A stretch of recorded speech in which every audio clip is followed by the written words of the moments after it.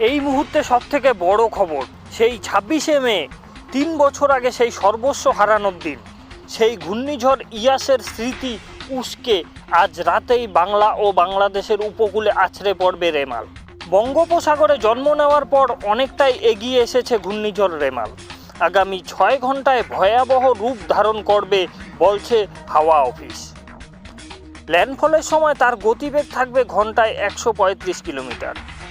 আপনারা কিন্তু on screen দেখতে পাচ্ছেন বন্ধুরা, এই ঘূর্ণিঝড় বাংলা এবং বাংলাদেশ দুই জায়গাতেই প্রভাব ফেলবে। বাংলাদেশের ঢাকা কিন্তু তছনছ হয়ে যাবে বন্ধুরা।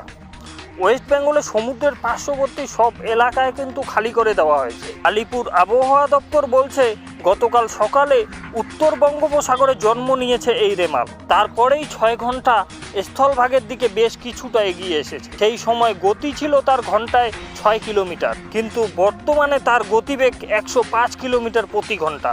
আগামী 6 ঘন্টার মধ্যে শক্তি এবং গতি দুটোই কিন্তু বাড়াতে চলছে। রুদ্রমূর্তি ধারণ করবে এই রেমাল। ইতিমধ্যে কলকাতা সহ উত্তর ও দক্ষিণ 24 পরগনা, পূর্ব মেদিনীপুরের আকাশ মেঘলা, দফায় দফায় বৃষ্টি চলছে, সঙ্গী হয়েছে দমকা হাওয়াও। আবহাওয়া দপ্তর তরফে জানানো হয়েছে পূর্ব মেদিনীপুর, উত্তর ও দক্ষিণ 24 পরগনা এই 3 জেলাতেই ভারী বৃষ্টির সতর্কতা থাকছে। পরিস্থিতির মোকাবিলায় কোমর বেঁধে তৈরি হয়েছে প্রশাসন।